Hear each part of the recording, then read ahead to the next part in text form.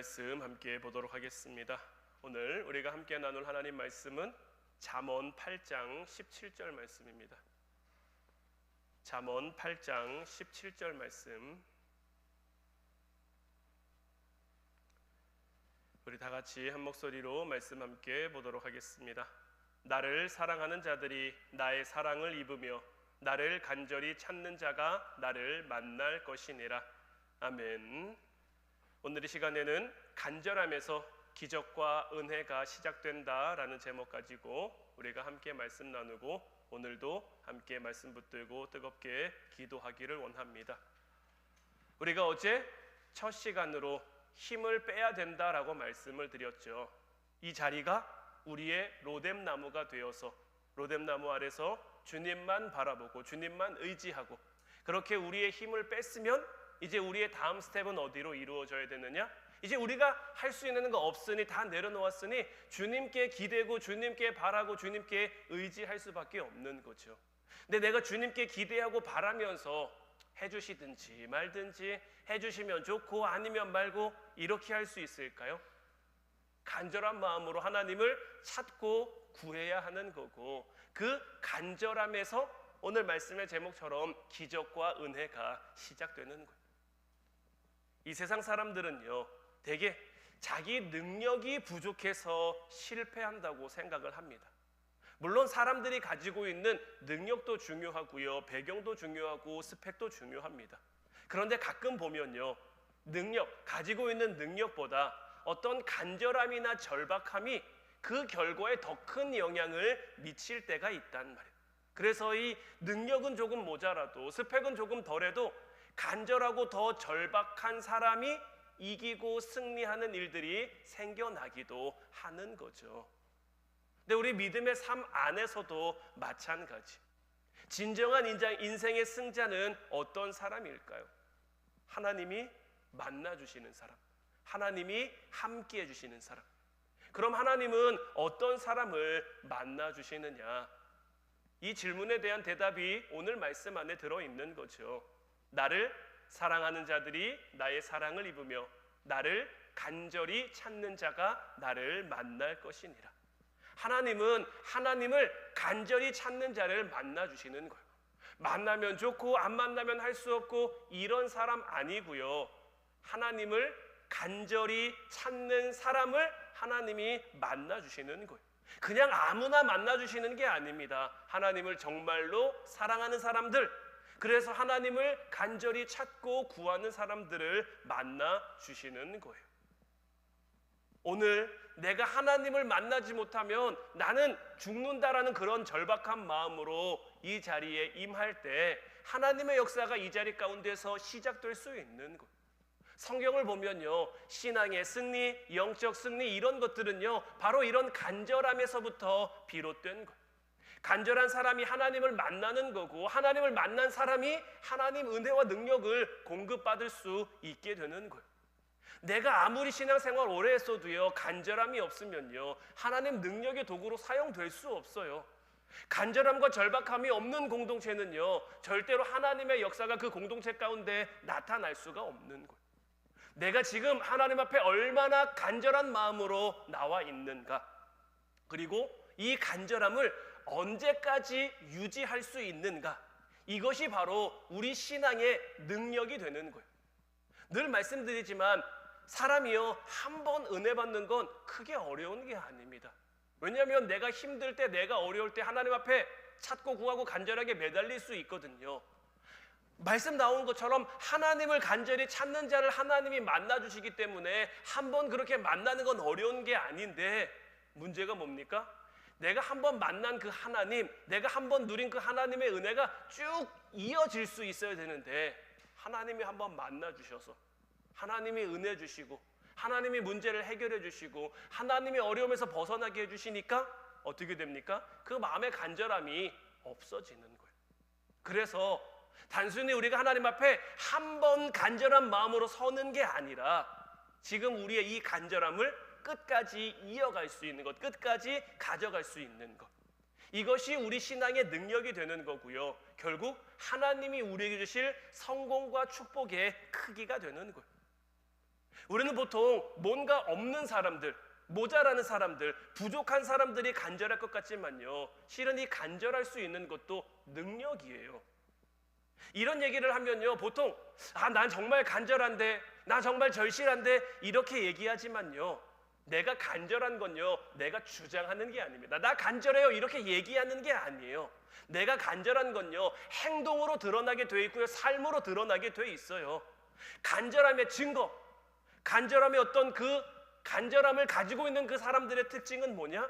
겸손과 인내와 도전인 거예요. 내 삶을 통해 겸손과 인내와 도전의 모습이 나타나야 내가 간절한 사람인 거지.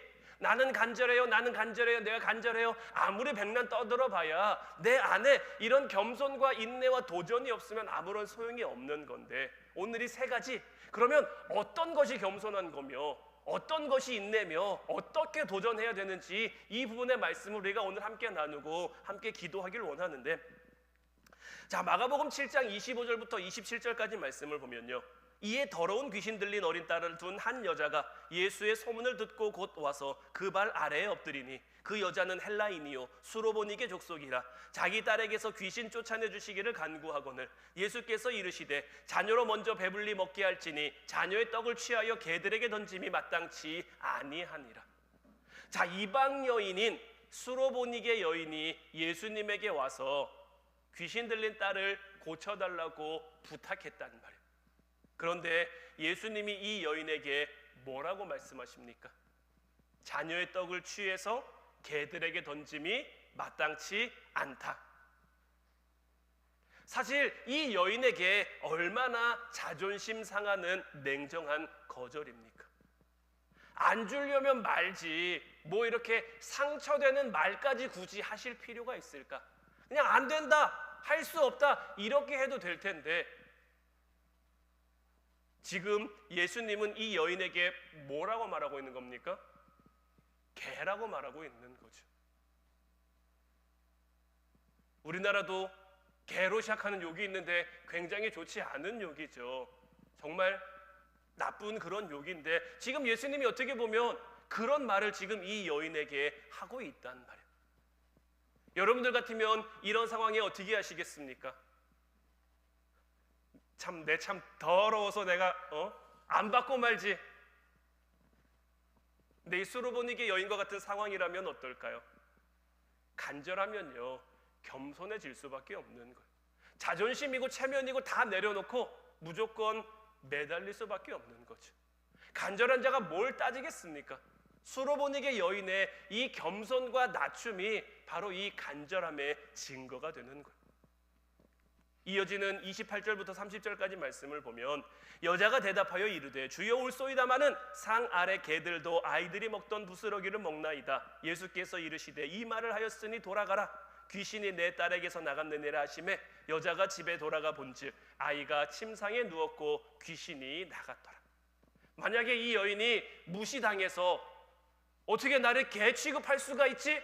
기분 나빠, 자존심 상해, 내가 안 받고 말지, 내가 부탁 안 하고 말지, 그러고 돌아갔으면 어떻게 됐을까요? 이 아이의 병은 낫지 않았을 거예요. 그러나 간절하게, 그 간절함 가운데 겸손함으로 예수님에게 매달려서 지금 이 여인의 말은 뭡니까? 맞습니다, 저 개입니다. 그런데 개들도 애들이 먹다 흘린 그 부스러기, 아니면 상 밑에 떨어진 그런 부스러기라도 먹지 않습니까? 그 부스러기 같은 은혜라도 좋으니 내게 그 은혜를 주십시오. 이렇게 간절히 매달리고 있는 거죠. 이렇게 겸손하게 간절함으로 매달리니까요, 풀리지 않을 것 같은 문제가 쉽게 풀려버리고 만 거예요. 여러분들은 지금 주님 앞에 얼마나 간절하십니까? 이건 내가 얼마나 주님 앞에 겸손하느냐라는 질문과 같은 질문인 거예요. 주님이 주실 그 은혜 앞에 내가 어디까지 내려갈 수 있으며 어디까지 내려놓을 수 있느냐의 그 문제인 거예요. 바라기는 우리가 주님 앞에 자존심 세워 뭐 하겠습니까? 주님은 우리의 모든 걸 다 아세요. 아시지만 우리가 그 모든 것 내려놓고 주님께 나오기를 기다리고 있는 거고, 우리가 그렇게 모든 것 내려놓고 주님께 나아갈 때 주님은 우리를 다시 회복시켜 주시고 주님을 다시 우리를 높여 주시는 거예요.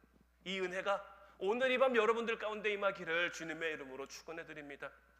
자, 두 번째로 이 간절함은요, 끈질김과 인내로 증명이 되는데, 간절한 사람들은 자기를 주장하는 게 아니고 자기 얘기게 하는 게 아니고요, 그냥 끈질기게 매달리고 포기하지 않는 거예요. 누가복음 18장 2절부터 5절까지 말씀을 보면요, 이르시되 어떤 도시에 하나님을 두려워하지 않고 사람을 무시하는 한 재판장이 있는데, 그 도시에 한 과부가 있어 자주 그에게 가서 내 원수에 대한 나의 원한을 풀어주소서 하되, 그가 얼마 동안 듣지 아니하다가 후에 속으로 생각하되 내가 하나님을 두려워하지 않고 사람을 무시하나 이 과부가 나를 번거롭게 하니 내가 그 원한을 풀어주리라. 그렇지 않으면 늘 와서 나를 괴롭게 하리라 하였느니라. 자, 불의한 재판장이 있었어요. 얼만큼 불의하냐면 하나님을 두려워하지 않아요. 하나님을, 이 유대인들 문화잖아요. 유대인 문화에서 하나님을 두려워하지 않는다는 것은 어떤 의미일까요? 그냥 세상에 겁나고 자기가 최고라고 생각하는 사람인 거죠. 자기가 제일 잘났다고 생각하는 사람인 거예요. 그러니까 하나님을 두려워하지 않고 사람을 무시하는 거죠. 자기가 최고니까요. 그런데 한 여인이 왔어요. 이 여인은 과부죠. 과부는 뭡니까? 그 당시에 어떤 영향력이 없는 사람, 힘이 없는 사람, 약한 사람, 자기가 최고라고 생각하는 사람이 자기에게 어울리지 않는 그 약한 여자가 와서, 과부가 와서 자기의 억울함을 풀어주세요 했는데, 그 말이 이 재판장 귀에 들리기나 하겠습니까? 그냥 무시해버리는 거죠. 넌 뭔데 여기 와서? 아까 예수님이 말씀하신 것처럼 그냥 이 여인을 그냥 개처럼 취급해버리는 거죠. 그런데 이 재판장이 속으로 뭘 생각합니까? 이 여인이 하루, 이틀, 사흘 계속 오는 거예요. 이렇게 계속 와서 나를 귀찮게 하면 어떡하지? 이렇게 계속 와서 나를 힘들게 하면 어떡하지? 그냥 차라리 저 여인의 원한을 내가 빨리 풀어주고 저 귀찮은 문제 해결해버리고 말자. 이렇게 이 재판장이 생각하고 하고 있는 거죠.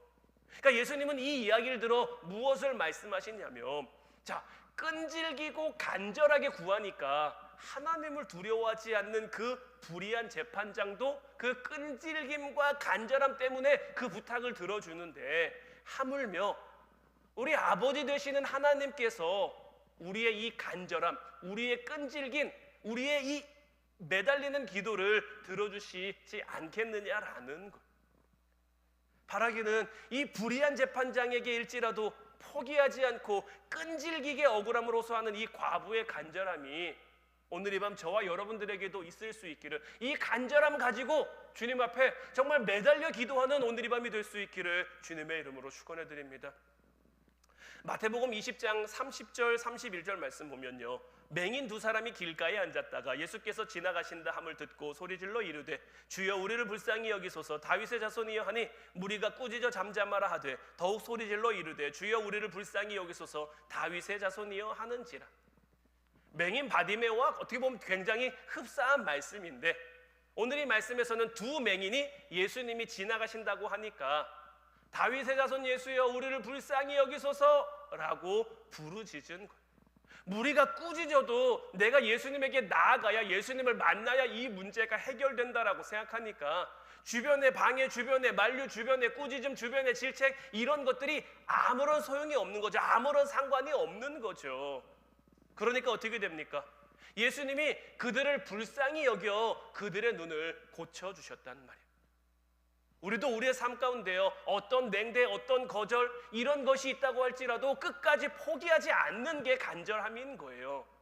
내가 이렇게 간절함을 설명하는 게 아니라, 내가 이렇게 절박하다고 주장하는 것이 아니라, 그런 것이 어떤 간절함인 게 아니라 그냥 가서 매달리는 거예요. 가서 해달라고 부탁하고 또 부탁하고 또 부탁하고, 내가 하나님 앞에 나와서도 기도하고 또 기도하고 또 기도하고, 불의한 재판장이라고 할지라도 그 계속해서 찾아오는 끈질김의 그 청을 들어주는 것처럼 우리도 하나님 앞에 나가서 기도하고 또 기도하고 또 기도하면 우리를 사랑하시는 우리 아버지 되시는 그 하나님이 우리 기도를 안 들어주시겠냐라는 거예요. 그런데 이런 절박함, 이런 간절함이 오늘 우리에게 있느냐라는 거죠. 내가 기도하면서도 내가 오늘 기도했는데 응답이 안 됐으면 다음에 또 기도하면 되지 뭐. 오늘 기도 안 돼서 응답 안 됐으면 내일 또 기도하면 되지. 이게 아니라 오늘이 아니면 안 된다라는 그 절박함과 오늘 안 되면 내가 정말 죽는다는 그런 심정으로 주님 앞에 나와 매달려 기도할 때 하나님을 간절히 찾는 자가 하나님을 만나는 것처럼 우리가 간절히 하나님 앞에 기도할 때 하나님의 역사, 하나님의 은혜가 반드시 우리에게 임할 줄로 믿습니다. 배부르고 간절하지 않은 사람들은 모험하지 않고 그냥 자기 안에서 해결해 보려고 해요. 간절한 사람들은요, 이 절박함 가지고 뭐라도 하는 사람들인 거예요. 자, 에스더 4장 16절 말씀 보면 당신은 가서 수산에 있는 유다인을 다 모으고 나를 위하여 금식하되 밤낮 3일을 먹지도 말며 마시지도 마소서. 나도 나의 시녀와 더불어 이렇게 금식한 후에 규례를 어기고 왕에게 나아가리니 죽으면 죽으리이다 하리라. 우리가 잘 아는 에스더 왕비의 고백인데 하만의 음모로 유다 민족이 다 죽게 됐죠. 사실 이 정도로 간절한 문제, 이 정도로 절박한 문제가 아니었으면요, 대충 어떻게 정치적으로 풀어보려고 뭐 상황을 기다리든지 다른 방법을 쓰든지 이렇게 했을 텐데 지금 상황이 너무 절박한 거죠. 상황이 너무 급박하게 흘러가는 거예요. 그러니까 어떻게 합니까? 원래 왕이 부르기 전에는 그 누구도 왕에게 나아갈 수가 없어요. 그런데 그런 규례를 어기고 왕에게 나갔을 때 왕이 금규를 내밀면 사는데, 사실 이 역사 속에서 왕이 금규를 내민 경우는 그리 많지 않아요. 거의 대부분이 다 죽었어요. 그리고 심지어는요, 자, 왕 앞에 그냥 왕의 부름 없이 그냥 나가는 거잖아요. 그러다 보니까 이 시대는 왕을 향한 암살이나 이런 것도 많았기 때문에 왕의 시위대나 이런 곳에서 미리 다 그냥 제지해버리고 왕 앞에 도착하기도 전에 그냥 죽는 경우도 허다했단 말이에요. 그러니까 지금 에스더는 이런 상황을 너무나 잘 알아요. 알지만 상황이 너무 급박하니까, 상황이 너무 지금 간절하니까 죽으면 죽으리이다 각오하고 상황적으로는 할 수 없는 일이지만 그 일을 감행하고 있는 거예요. 간절한 사람들은요, 내 형편을 뛰어넘는 도전을 하게 돼 있는 거예요. 열왕기하 5장 말씀, 우리가 뭐 지난 주일 시간에도 봤던 말씀인데 아람 군대가 사마리아를 포위해서 성 안에는 식량이 다 떨어져서 난리가 난 거죠. 먹을 게 없으니까 나귀 머리도 먹고요, 비둘기 똥도 먹고요, 그리고도 먹을 게 없으니까 오늘은 내 자식, 내일은 네 자식, 서로의 자식까지 잡아먹는 그런 비참한 상황이 벌어졌단 말이에요. 그러니까 성 안의 상황이 이러니까 성 밖에 사는 나병 환자들은 어땠을까요? 그 나병 환자들의 처지는 더 말할 것도 없는, 정말 비참함에 그 끝을 달리고 있는 거죠. 죽음을 목전에 둔 이들이 생각하는 거죠. 우리가 여기서 이렇게 굶어 죽든지, 아니면 저 아람 진영에 가서 그들의 칼에 죽든지, 아니면 그들이 혹 우리를 불쌍히 여겨 우리에게 먹을 것을 주면 우리가 좀 더 살 수 있든지, 그러니까 이런 마음으로 이들이 아람 진영으로 죽든지 말든지 그냥 모르겠다 이러고 지금 이들은 그냥 가버린 거예요. 그러니까 진짜 절박하니까 이런 모험을 감행하는 거죠. 그런데 어떻습니까? 가보니까 아람 군대가 없어요. 아람 진영에 아무도 없어요. 하나님이 이미 역사하셨단 말이에요. 하나님이 이미 일하셨단 말이에요. 그런데 성 안에 있는 사람들은 그것도 모르고 오늘은 내 자식, 내일은 네 자식, 지금 이러고 있는 거예요. 우리도 우리의 삶 가운데 영적인 도전, 영적인 모험이 있어야 되는 거예요. 우리 계산 안에서만 우리의 신앙이 돌아간다면요, 그건 하나님이 우리에게 원하시는 신앙생활이 아니고요, 그냥 내가 운영하고 내가 경영하는 신앙생활일 수밖에 없는 거예요. 신앙이라고 하는 건요, 하나님을 전적으로 신뢰해서, 하나님을 전적으로 믿어서 하나님의 뜻대로 나아가는 겁니다. 히브리서 11장을 보면 분명히 이야기하죠. 믿음은 바라는 것들의 실상이고 보이지 않는 것들의 증거란 말이에요. 아직 이루어지지 않았어요. 아직 성취되지 않았어요. 그런데 그것을 향해 내가 나아가서 성취하는 거예요. 내가 나가서 성취하면 그것이 우리의 증거가 되는 거고요, 우리를 따라오는 반연들의 어떤 증거가 된다는 말이에요. 쉬운 순종, 쉬운 헌신이 어디 있겠습니까? 쉬운 순종, 쉬운 헌신은 없는 거예요. 항상 어려운 상황에서 모험하는 거고, 항상 어려운 상황에서 도전하는 거고, 하나님의 말씀이 주어지면 불가능해 보이지만 나아가는 거예요. 이스라엘 백성들이 출애굽하고 요단강을 목전에 뒀습니다. 요단강을 건너에 있어서 그때는 요단강이 범람하는 시기예요. 범람하는 시기가 되면요, 물살이 새서 어른이라고 할지라도 그 강을 건널 수가 없어요. 그런데 하나님께서 그들에게 그 강을 건너는 방법으로 알려주신 게 뭐냐면, 법궤를 맨 제사장들이 가장 먼저 그 안에 들어가라는 거예요. 여러분들, 법궤가 얼마큼 무거울까요? 법궤는요, 조각목이라는 나무로 이렇게 틀을 짜서 거기에 금을 다 입혀서 만든 것, 그리고 그 안에는 십계명으로 하나님이 모세에게 주신 돌판 2개, 아론의 쌍난 지팡이, 만나 항아리가 들어있었단 말이에요.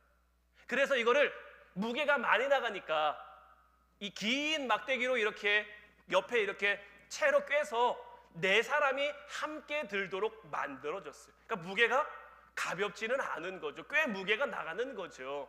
그런데 자, 이걸 들고요, 강이 범람하는 시기에 강으로 들어가요. 그냥은 할 수 있는 게 아니죠. 하나님이 주신 말씀을 믿으니까 믿음 가운데 담대히 나아가는 거예요. 이들이 여리고성을 점령하는 것도 마찬가지죠. 하나님이 그 성을 돌래요. 뭐 무기를 가지고 나가서 도는 것도 아니고요, 그냥 조용히 나가서 한 바퀴를 돌고 오래요. 내가 돌고 있는데 적이 나와서 우리를 치면 어떡해요? 무서우면, 두려우면 그렇게 할 수 있겠습니까?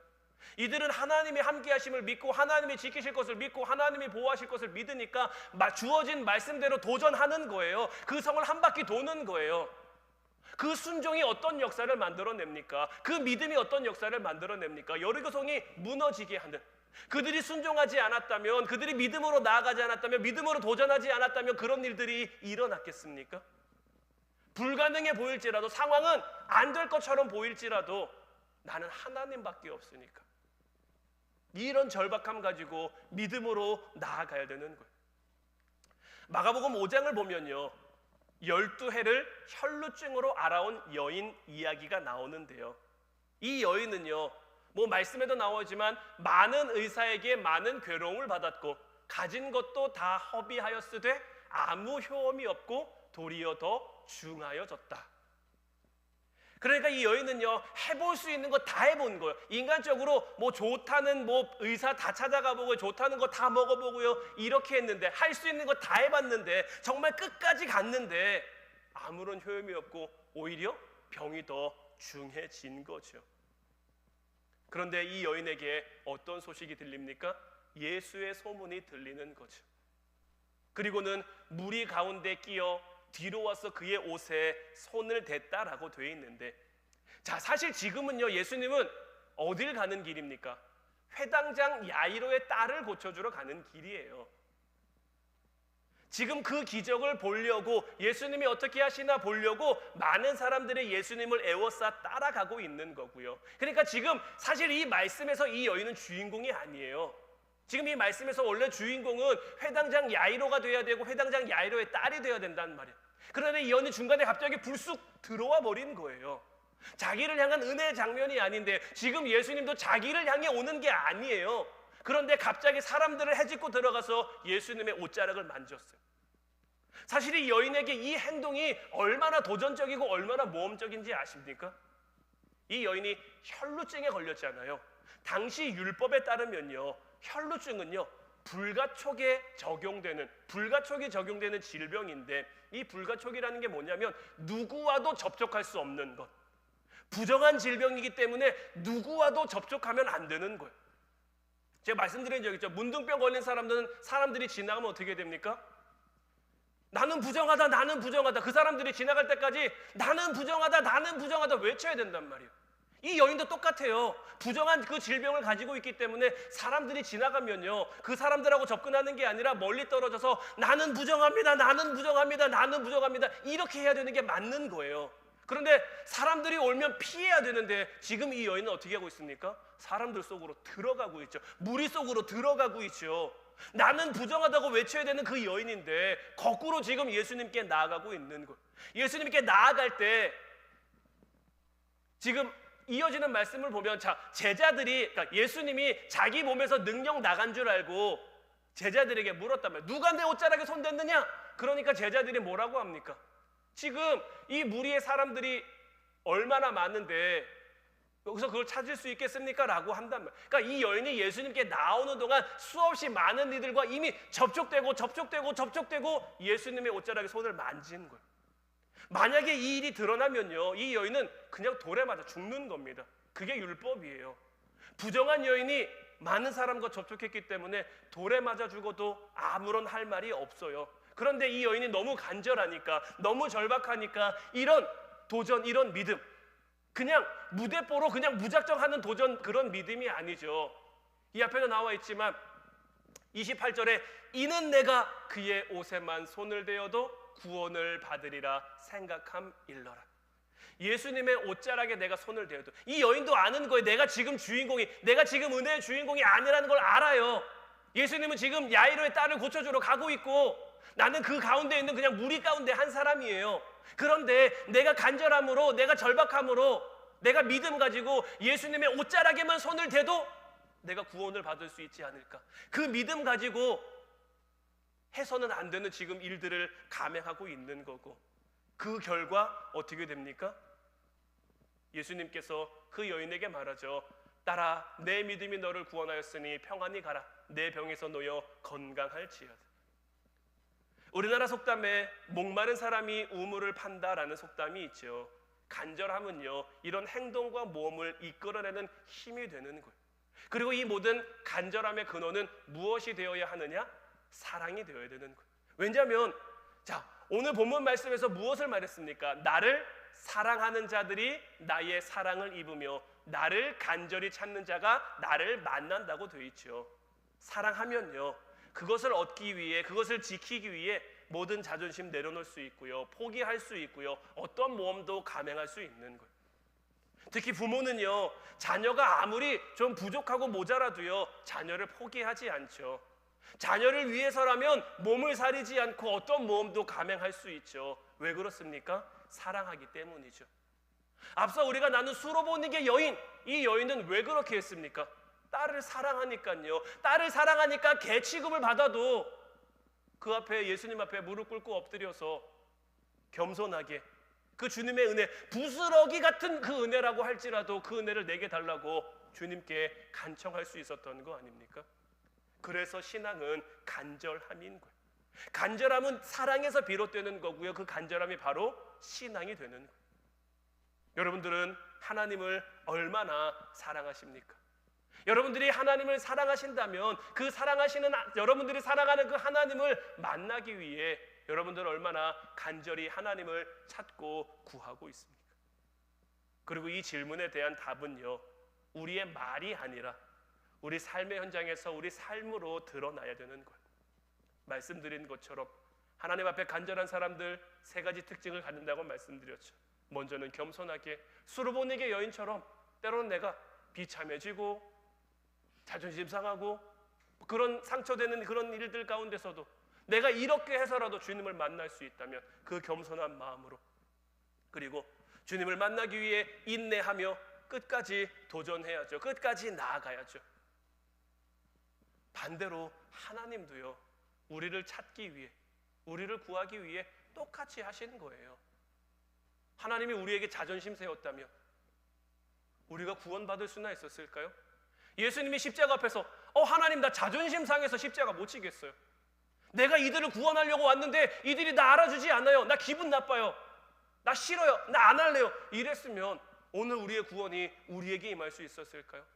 예수님께서도요, 우리를 얻기 위해, 우리 한 사람 한 사람을 위해 그 십자가의 모진 고난, 그 상처, 아픔 다 감당해 주신 거예요. 우리를 향한 그 사랑이 너무 간절하니까요, 이렇게 해서라도 우리를 찾고 구하고 싶으니까요, 주님께서는 이미 그 사랑을, 그 간절함을 몸소 우리에게 보여주신 거고요, 우리로 하여금 그 간절함의 자리로, 그 간절한 곳으로 우리를 부르시고 초대하고 계신 거예요. 그러니 이제 어떻게 해야 됩니까? 우리는 맡겨진 삶의 자리에서 이제 그 간절함으로 살아가야 되는 거예요. 특별히 추수감사절을 우리가 준비하고 있고 지금 기도와 말씀으로 함께 나아가고 있는데, 여러분들은 매 시간 이 말씀의 자리에 나옴에 있어, 주님 앞에 기도하는 이 자리에 나옴에 있어 어떤 마음을 가지고 나와 기도하고 계십니까? 어떤 마음을 가지고 하나님의 말씀을 듣고 계십니까? 이 말씀을 통해 내가 오늘 반드시 하나님을 만나겠다, 내가 오늘 기도할 때 반드시 하나님의 응답을 듣겠다. 뭐 당장 이루어지는 응답은 아니라고 할지라도 내게 주신 그 확신, 내게 주어지는 하나님의 은혜가 있으니까요. 그래서 간절함에서부터 오늘 말씀의 제목처럼 기적과 은혜가 시작되는 거예요. 오늘 말씀에 나온 이들 다 주님 앞에 간절함을 가지고 나온 이들이에요. 간절함을 가지고 나왔더니 주님이 응답해 주셨죠. 주님이 기적을 베풀어 주셨죠. 주님이 은혜를 허락해 주셨죠. 바라기는 오늘 이 밤 주님을 간절히 찾는 저와 여러분들 되셔서 주님의 응답, 주님의 은혜, 주님의 기적을 맛보는 저와 여러분들 될 수 있기를 주님의 이름으로 축원해 드립니다. 어떤 상황에도 포기하거나 중단할 수 없는 그 간절함이 오늘 이 기도의 자리에서, 오늘 이 예배의 자리에서 하나님 앞에 증명될 수 있기를. 그래서 하나님이 우리를 보시면서 양 목사가 오늘 나를 간절히 찾고 있구나. 오늘 우리 집사님들이 하나님을 간절히 찾고 있구나. 내가 만나야겠다. 내가 함께 해야겠다. 이런 하나님의 역사, 하나님의 응답이 오늘 이 밤 저와 여러분들을 통해 이루어질 수 있기를.